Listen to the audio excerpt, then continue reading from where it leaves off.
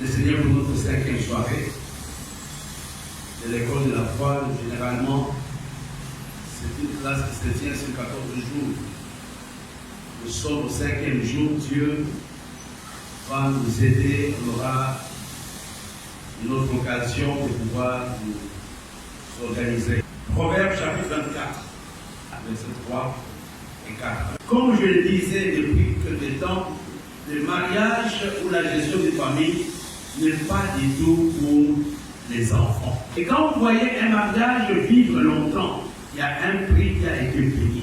La Bible nous dit qu'il faut la sagesse pour qu'une maison puisse se bâtir. Il faut la sagesse pour qu'une famille se stabilise. Et il faut l'intelligence. Si vous n'êtes pas sage, si vous n'êtes pas intelligent, vous ne pouvez pas parler d'avoir un mariage heureux. Et nous avons vu il y a quelques temps, je pense, les 6 raisons principales qui expliquent l'échec de mariage.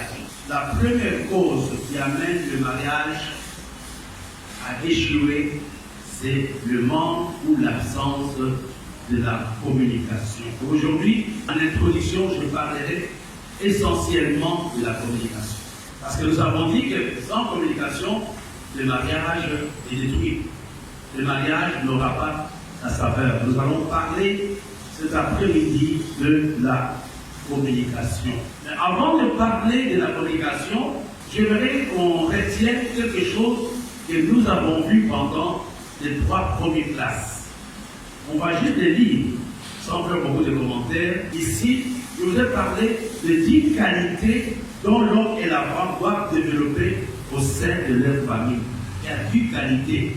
Et les 10 qualités, nous les tirons de tous les enseignements que nous avons déjà vus. Il n'y a rien de nouveau. Je vais juste vous les lire, parce que vous les connaissez. Les 10 qualités qui veulent voir leur mariage stable. La première qualité, c'est l'amour. Et hier, nous avons eu le temps d'expliquer c'est quoi l'amour. L'amour agapé, ce n'est pas un sentiment, c'est quelque chose qu'on apprend, c'est quelque chose qui va au-delà des sensations qu'on écoute dans son corps. C'est d'abord la première qualité qui doit être développée au sein d'une famille, au sein d'un couple, au sein d'un ménage, c'est l'amour. Et la deuxième qualité, c'est juste, se trouve juste après le point 2, c'est le pardon. La première qualité qui doit être développée dans un ménage, dans un mariage, dans une famille, c'est d'abord quoi? L'amour. Et la deuxième, c'est juste à côté, vous mettez le deuxième point, c'est le pardon. J'aime un enseignement pour certaines personnes qui étaient ici, il y a quelques années, l'enseignement qu'il est passé, je ne sais pas s'il est toujours en vie, Raoul Mazel nous avait donné. Il nous avait parlé d'un type de pardon. Il avait parlé de quel pardon? Le pardon préventif. Le pardon préventif, c'est un pardon qui ne sera pas choqué quand on va te laisser. Donc d'attendre que, quel que soit le problème, quelle que soit l'offense que j'aurai dans ma famille, je serai capable de pouvoir pardonner. La première qualité que nous devons développer, c'est d'abord l'amour. L'amour se cultive. Ce n'est pas instantané, c'est 10 jours au jour qu'on travaille à l'amour. Nous allons le comprendre tout à l'heure pourquoi. Et la deuxième qualité qu'on doit développer dans le mariage, c'est le pardon. La troisième qualité, c'est la patience. Beaucoup de sociologues nous disent quelque chose. Beaucoup de sociologues et de psychologues nous disent, je ne sais pas, nous avons des médecins dans la salle, ils disent qu'un mariage, je parle du monde, je parle des sciences, des études, un mariage se stabilise à la 8e année. Et je vais vous dire pourquoi on parle de la 8e année. Parce que, avant de se marier, il y a une période qu'on appelle quoi? Fiançailles. Le comble est que les gens ne se fiancent pas. Les gens se font des cadeaux. Les gens se fréquentent, les gens se courtisent, ils causent, on va au cinéma, on va manger, on va se faire cadeau. Mais le fiançailles est une période pendant laquelle l'homme et la femme apprennent à se connaître. Le comble est que les gens se marient sans se connaître. Les premières années de leur mariage sont plus ou moins les fiançailles. C'est vrai que les gens sont dans les mariages, mais ils ne se connaissent pas. C'est les étrangers qui sont ensemble. Mais toi, tu mangeais comme ça ne veut pas que tu du moi. Toi, tu t'habillais comme ça ne veut pas. Et ça, on découvre quand on est déjà à l'intérieur du mariage. Or, la période préparatoire de fiançailles sert à nous préparer à avoir un mariage heureux. Je causais avec quelqu'un ce matin, un de mes enfants, il disait, mieux vaut avoir la honte pendant le fiançailles et dans le mariage et avoir la honte. Mieux vaut arrêter le fiançailles et arrêter le mariage ou divorcer. Donc nous voyons la troisième qualité qu'on doit développer dans le mariage, c'est la patience. La patience est une qualité, c'est quelque chose que nous devons apprendre. Et le Saint-Esprit peut nous aider.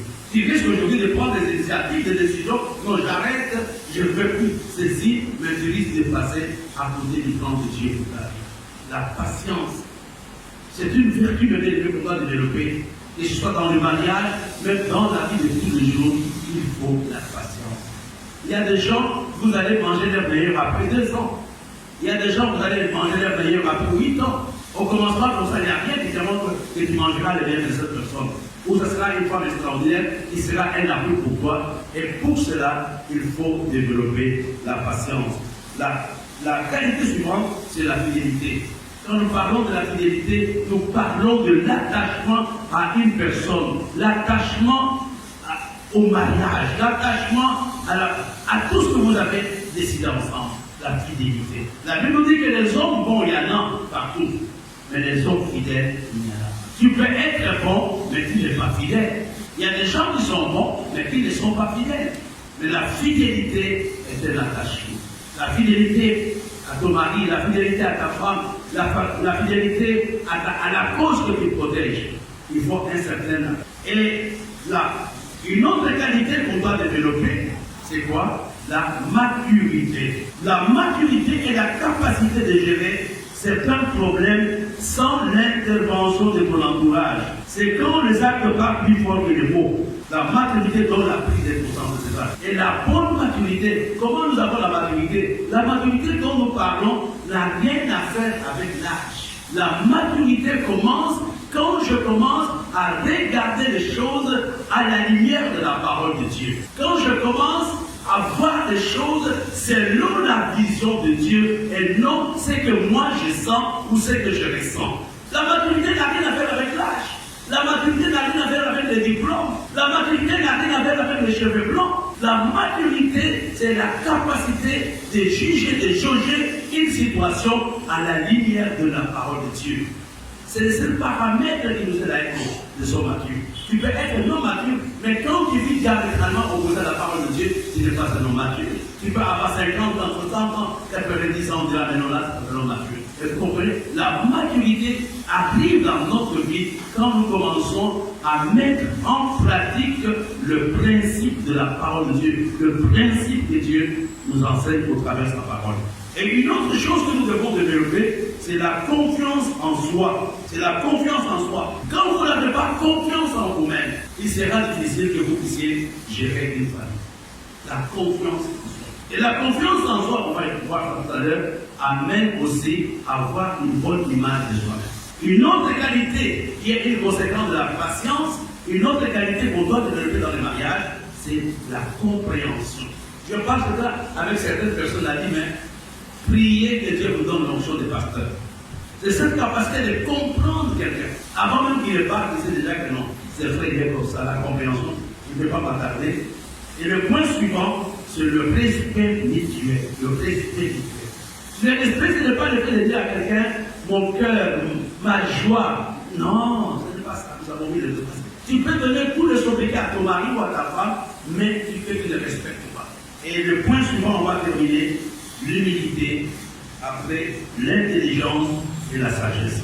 Je voudrais qu'on lise ça ensemble à partir de la page 17. Le premier point, on peut y aller. On va se manier sans commentaire. Patience 2, fidélité 3, maturité 4, la confiance en soi 6, la compréhension.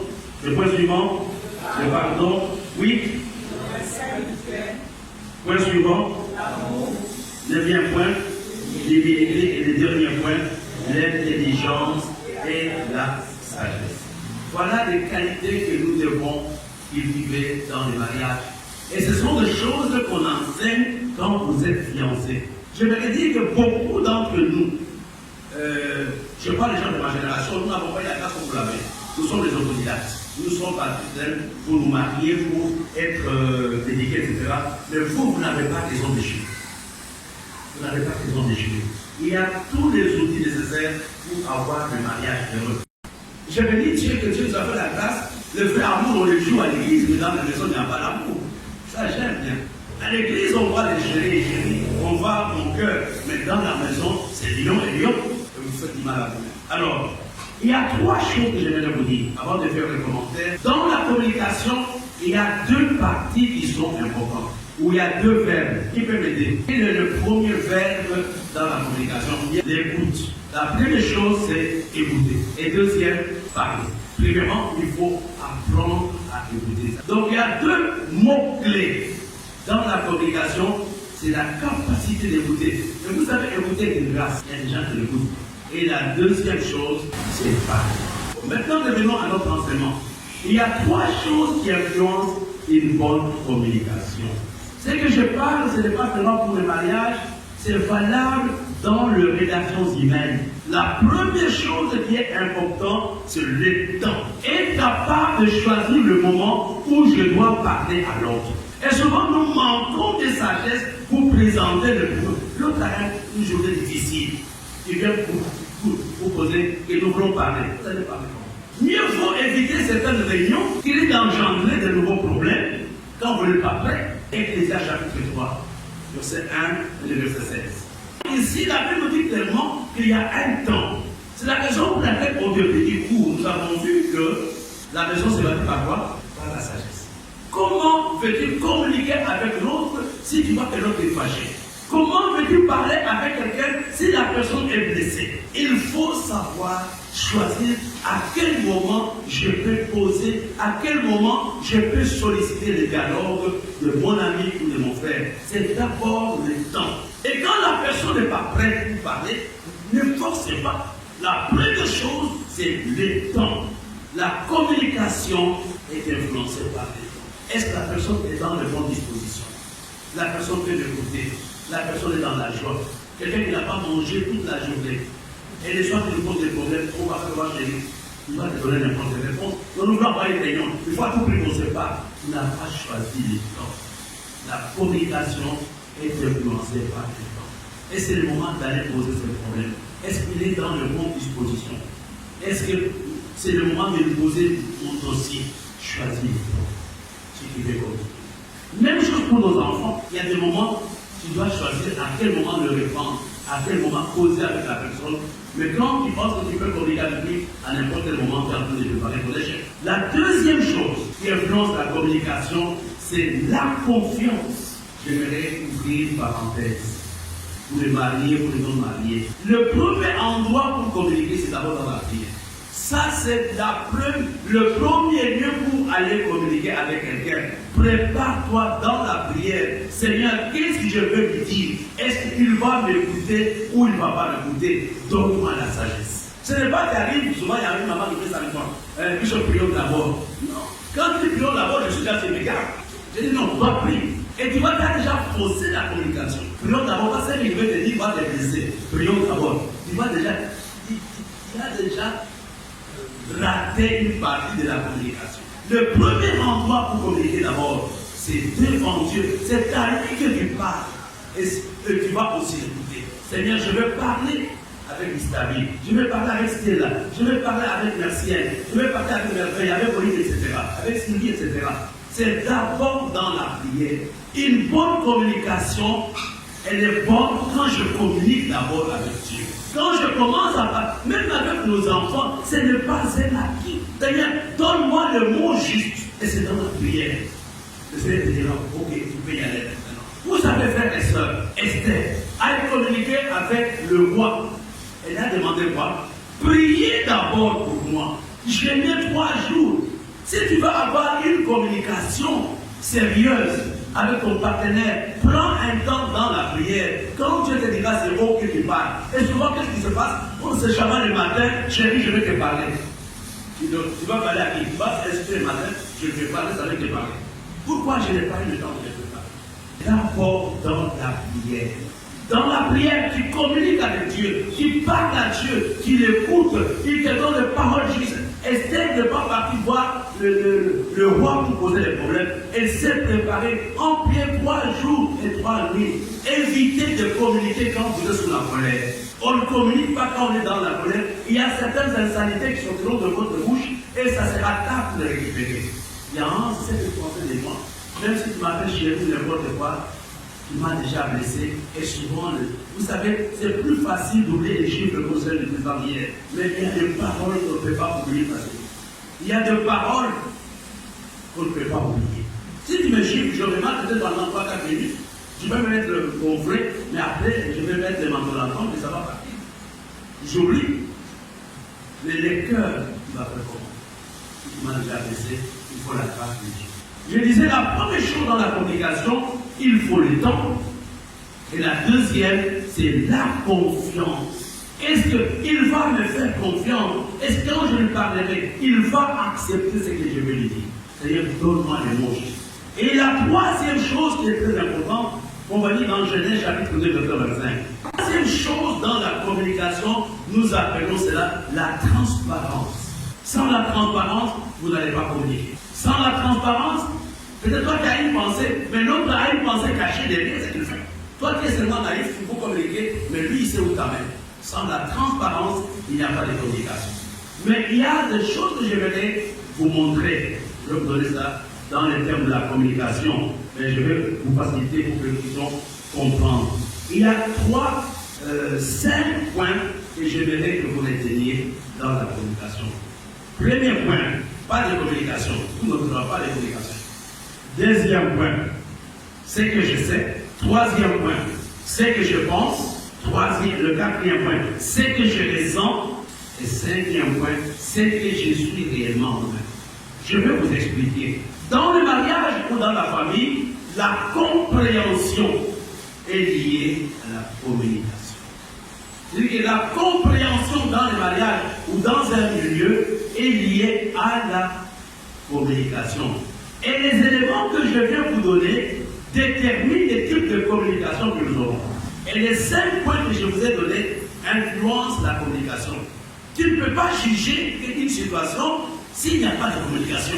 Je ne peux pas tirer une conclusion sur le comportement de Sylvain si je ne me suis jamais approché de lui. La deuxième chose, c'est ce que je sais. On appelle le fait. J'ai un élément matériel sur lequel je m'appuie pour tirer une conclusion. On appelle ça le fait. Le fait palpable. Tu m'abandonnes, tu sors la tête. J'ai des heures.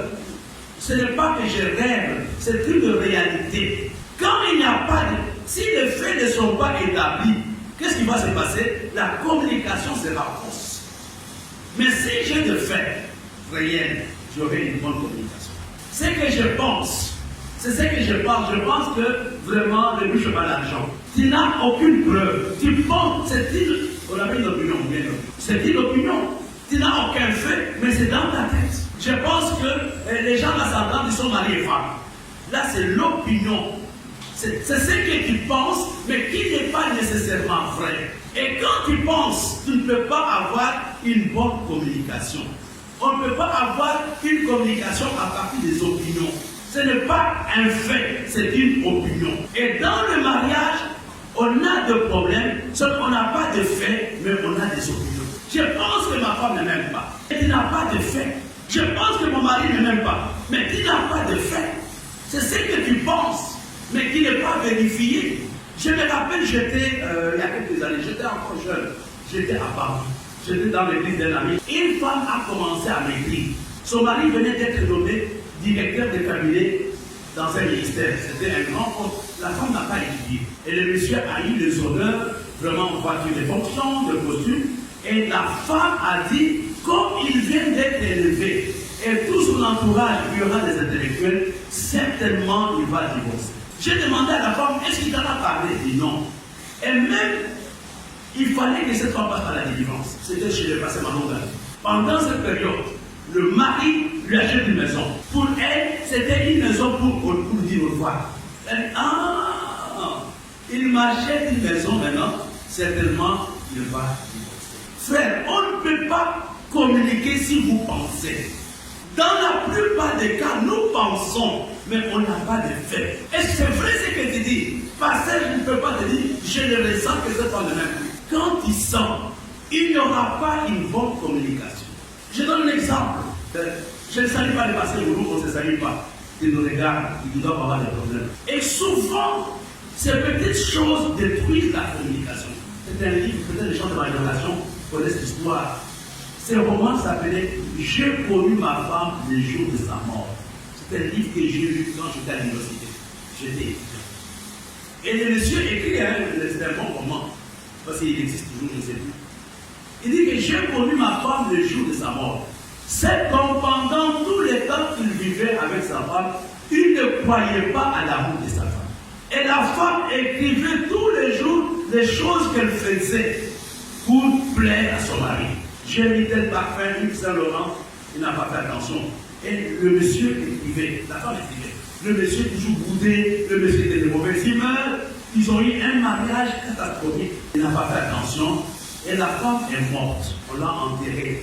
On devait l'enterrer. Maintenant, en cherchant, il trouve le journal intime de la femme. Et dans le journal intime de la femme, il y avait tout ce qu'elle faisait pour démontrer son amour vis-à-vis de qui? Vis-à-vis de son mari. Mais pendant 30 ans du mariage, cet homme n'a pas connu sa femme. Et il va publier le journal là-bas, les écrits de sa femme, en disant « J'ai connu ma femme le jour de sa mort ». Tu ne peux pas juger parce que tu sens ou tu penses. Et là, vous n'allez pas communier, vous n'allez pas communiquer. Et beaucoup de mariages dans cette position-là. Peut-être la femme ne parle pas, elle a des problèmes avec sa famille. Peut-être le mari ne parle pas, il a des problèmes avec l'endroit, mais dès que toi tu le vois, non, il est fâché parce qu'il m'a donné c'est 20 000 francs, je vais lui rembourser ça. Sans fait, vous ne pouvez pas communier. Et souvent nous pensons pour faire la communication, oh, nous sommes en train nous-mêmes de créer des conflits. J'ai fait beaucoup de réunions, ma femme ne le suit pas, mon mari ne le écoute pas, j'ai déjà fait trop de réunions, il n'a pas fait de réunions dans des bonnes dispositions. Et le dernier point, la communication, comme je le disais, est influencée par ce que je suis. Il y a des gens qui ne sont pas expressifs. Moi, tu peux me connaître au bout d'une semaine, tu vas me connaître. Je peux être ami de tout le monde au bout d'une semaine. Mais il y a des gens qui sont réservés. C'est la nature. Ça, je mets parenthèse. Le gros problème que nous avons dans le mariage, c'est vouloir transformer l'autre à mon image et à ma ressemblance.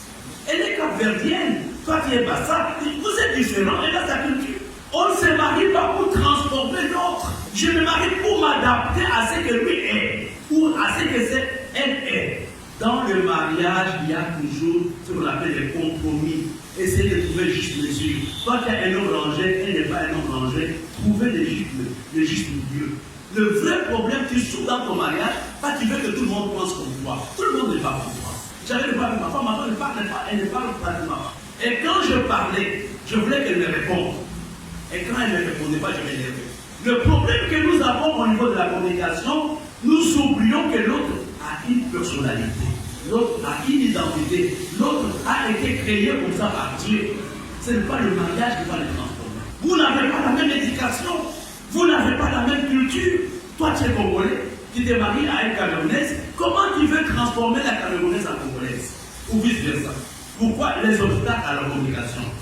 Le premier obstacle à la communication, c'est notre background, c'est notre éducation, le milieu dans lequel nous venons. Je vais vous donner un exemple. Je connais un frère, ça s'est passé à la maison il n'y a pas très longtemps. Les gens sont arrivés à la maison, il n'a pas salué. On pensait qu'il était impoli. Mais après, il a dit, moi j'ai une culture où on m'a indiqué de ne pas saluer les aînés. Ce sont les aînés qui me saluent et je dirais bonjour. Le background de chaque personne influence la communication. Moi, quand je suis venu, j'avais trop de problèmes quand je voyais des gens causer avec leur belle-mère. Dans la ville de Boko, on ne cause pas avec la belle-mère. Ici, quand je suis arrivé, j'ai vu les hommes qui causaient avec leur belle-mère, même boire ensemble. Ça me choquait. Mais c'est l'éducation que moi j'ai eue. Et quand tu parles de ton éducation, tu ne vas pas bien comprendre. C'est avec le temps que j'ai commencé à comprendre que ici, la belle-mère est une confidente. On peut blaguer avec la belle-mère, on peut manger avec la belle-mère. Mais au Congo, non. Et vous comprenez que l'éducation influence la communication. dans la préparation du mariage, on doit tenir compte de tous ces éléments-là. Tu sais que cette fille, elle est babélique, oui. Tu sais que cette fille, elle est basse, oui. Tu sais que cette fille est comme ça, oui. Et quand vous tenez compte de tous ces éléments, vous ne serez pas choqué pendant le mariage. Le mariage est une institution divine. Il faut une bonne préparation. Il faut des choses sérieuses. Quand je suis arrivé ici, on préparait pour moi, on me demandait, tu veux manger avec quelle sauce? Je ne comprends pas avec quelle sauce. Parce qu'au Congo, il n'y a pas de sauce, on prépare. Ici, quand on fait les riz, on dit, tu veux les riz avec quelle sauce, quel accompagnement? Ici, pour manger les couscous, il faut une sauce piquante. Mais à l'Umbashi, ça n'a rien à faire avec la sauce piquante. On mange les couscous comme ça, avec la viande, avec le poisson, avec n'importe quoi. Et vous comprenez, l'éducation de base est quelque chose d'important dans les mariages, dans la communication. La deuxième chose, quand vous ne tenez pas compte que vous n'avez pas la même éducation, vous ne venez pas du même milieu, vous n'avez pas grandi. Le fils de Yaoundé, on a une façon de voir la vie. Le fils de Yaoundé, voilà, on a une façon. Quand vous ne connaissez pas le milieu, l'éducation dans lequel l'autre vient, vous ne pouvez pas avoir une bonne communication. La deuxième chose qui peut être un obstacle à la communication, quand vous n'avez pas une bonne image de vous-même, vous allez développer ce que j'appelle un esprit de rejet. L'esprit de rejet a deux aspects. Tu n'acceptes pas l'amour des autres et toi-même aussi on t'accepte. Quand tu n'as pas une bonne image de toi-même, non, on ne m'aime pas parce que je n'ai pas de voiture. On ne m'aime pas parce que je ne suis pas intellectuel. On ne m'aime pas parce que je n'ai pas de l'argent. Quand tu n'as pas une bonne image de toi-même, tu ne peux pas avoir une bonne communication avec ton conjoint. Non, il me parle comme ça parce que je n'ai pas de travail. Il me parle comme ça parce que j'ai perdu mon emploi. Il me parle comme ça parce que je n'ai pas un diplôme d'université. Il me parle comme ça parce que mes parents sont morts. Il me parle comme ça parce que mes parents sont au chômage. Une mauvaise image de toi-même amène une mauvaise communication. Et la mauvaise image que j'ai de moi-même va amener des conflits dans ma relation, va amener le fait que je ne saurais pas communiquer avec toi. Pourquoi? Je suis victime de mes propres pensées. Et beaucoup sont victimes de leurs pensées. Et là, c'est le Saint-Esprit qui peut nous amener à être guéris.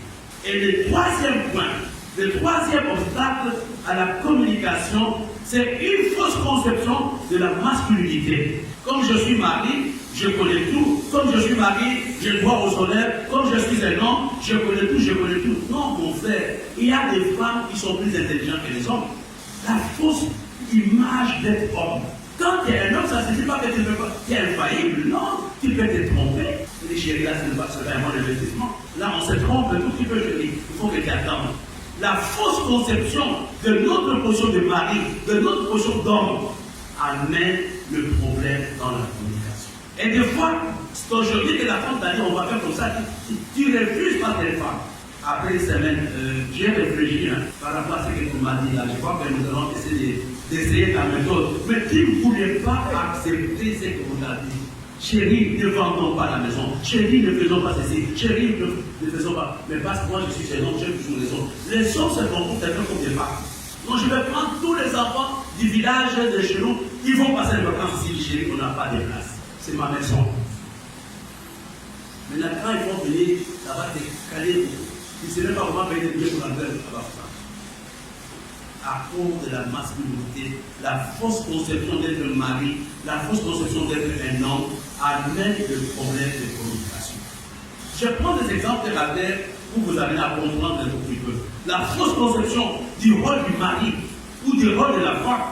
Parce que je suis femme, quand je n'ai pas une bonne conception, je suis femme, je ne fais rien. C'est lui qui m'a pris, qui m'a amené chez nous, je croise les bras. Vous allez mourir de ça.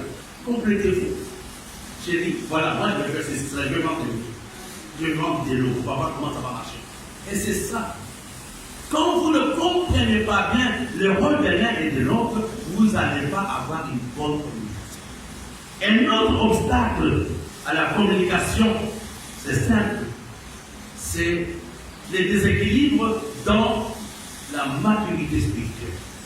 Quand les deux n'ont pas le même niveau spirituel, la communication entre les deux aura des problèmes. Le bishop a demandé, nous allons gêner. Ça vous engage, moi après je vais manger. D'ailleurs, je vais manger avec toi la même table.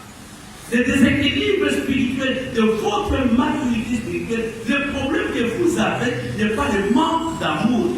vous n'avez pas le même niveau spirituel. Et vous avez intérêt à prier par rapport à ça. Et vous devez prier. Parce que c'est le mari qui est le pasteur dans la maison. Ce n'est pas la femme. Oh non, moi je dois laisser ma femme prier. Oh non, non, non, non. Ce n'est pas son rôle. Son rôle, c'est de te respecter. La prière du combat dans la maison, c'est toi le mari. Et quand vous n'avez pas le même degré de spiritualité, le mariage va souffrir. Il y aura toujours des problèmes que vous ne saurez pas gérer. Même si vous n'en parlez pas aux gens. Mais dans votre cœur, vous en souffrez. Je vais vous dire, frères et sœurs, quand vous n'avez pas le même équilibre spirituel, il y a surtout le médiocre qui va créer l'autre. Vous allez voir que la spiritualité de certaines personnes meurt parce que le conjoint n'a pas le même niveau que moi. Les gens disent que non, quand tu vas pousser ton mari, il sera un bon pasteur. C'est faux. C'est le mari qui est le chef, il va jouer son rôle. Il a dit, il m'a laissé vous parler pas. Et puis aussi, un autre obstacle à la communication, c'est la fausse spiritualité. Qui te dit que pas que spirituel, tu ne dois pas respecter le mari. Même si tu es spirituel, dans la maison, tu dois être soumis à ton mari. Tu dis, tu ne peux pas comprendre la Bible. Moi, je suis pasteur, tu es ma brebis. Je peux te lier. Je peux t'envoyer le feu. Tu cherches quel type de communication. Je peux bloquer par la prière ton business. Juste dans l'intercession, tu me connais, non? Et là, le mari est troublé. Et qu'est-ce qu'il va faire? Il va chercher, il ne va pas dans l'intercession. Il pense que Dieu n'a pas été langage. Ouais, non, Dieu n'a pas été langage. C'est aujourd'hui, c'est à cause de cette fausse spiritualité qu'il y a des divorces dans les milieux des hommes de Dieu.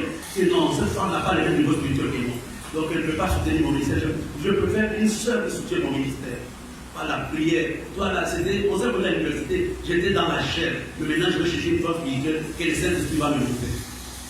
Et aujourd'hui, on a des divorces en cascade à cause de la fausse spiritualité. Un autre obstacle à la communication, c'est l'état de notre cœur.